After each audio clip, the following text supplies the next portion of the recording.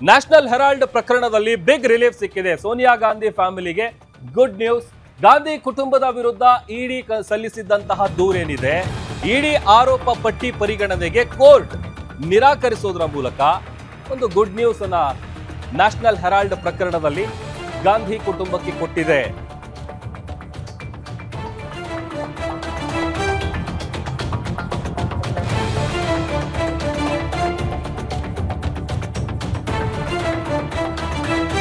National Herald ಪ್ರಕರಣದಲ್ಲಿ ಸೋನಿಯಾ ಗಾಂಧಿ ಹಾಗೂ ರಾಹುಲ್ ಗಾಂಧಿಗೆ ಬಿಗ್ ರಿಲೀಫ್ ಸಿಕ್ಕಿದೆ. ಜಾರಿ ನಿರ್ದೇಶನಾಲಯ ಸಲ್ಲಿಸಿದ್ದ ಚಾರ್ಜ್ ಶೀಟ್ ಪರಿಗಣಿಸಲು ರೋಸ್ ಅವೆನ್ಯೂ ನ್ಯಾಯಾಲಯದ ವಿಶೇಷ ನ್ಯಾಯಮೂರ್ತಿ ವಿಶಾಲ್ ಗೋಗಾನೆ ಅವರು ನಿರಾಕರಿಸಿದ್ದಾರೆ.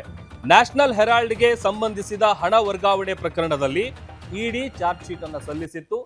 ಆ ಇಡಿ ಆರೋಪ ಪಟ್ಟಿ ಪರಿಗಣನೆಗೆ ಕೋರ್ಟ್ ನಿರಾಕರಿಸಿದೆ.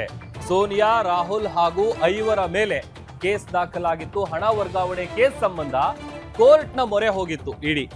ಜಾರಿ ನಿರ್ದೇಶನಾಲಯದ ದೂರನ್ನ ದೆಹಲಿ ಕೋರ್ಟ್ ನಿರಾಕರಿಸಿದೆ. ಕೇಂದ್ರ ಸಂಸ್ಥೆಯಿಂದ ತನಿಖೆಯನ್ನ ಮುಂದುವರಿಸೋದಕ್ಕೆ ಸೂಚನೆಯನ್ನ ಕೊಡಲಾಗಿದೆ. ರೋಸ್ ಅವೆನ್ಯೂ ನ್ಯಾಯಾಲಯದ ವಿಶೇಷ ನ್ಯಾಯಾಧೀಶರಿಂದ ಬಂದಿರುವಂತಹ ಆದೇಶ ಇದು. ಇನ್ನ ನ್ಯಾಯಾಧೀಶರು ಹೇಳಿದೇನು ಅಂತ ನೋಡ್ತಾ ಹೋಗೋದಾದ್ರೆ, ಹಣ ವರ್ಗಾವಣೆ ತಡೆ ಕಾಯ್ದೆ ಅಂದ್ರೆ PMLA ಅಡಿಯಲ್ಲಿ ದೂರು ಸಮರ್ಥ ನಿಯಮ ಇಲ್ಲ. ಅದರ ಜೊತೆಗೆ ಪ್ರಕರಣ ತನಿಖೆ ಯಾವುದೇ FIR ಅನ್ನ ಆಧರಿಸಿಲ್ಲ. ಈ ತರದೆಲ್ಲ ವಿಚಾರಗಳನ್ನ ಉಲ್ಲೇಖ ಮಾಡಿ ನ್ಯಾಯಾಧೀಶರು ಈ ತರದೊಂದು ಆದೇಶವನ್ನ ಕೊಟ್ಟಿದ್ದಾರೆ.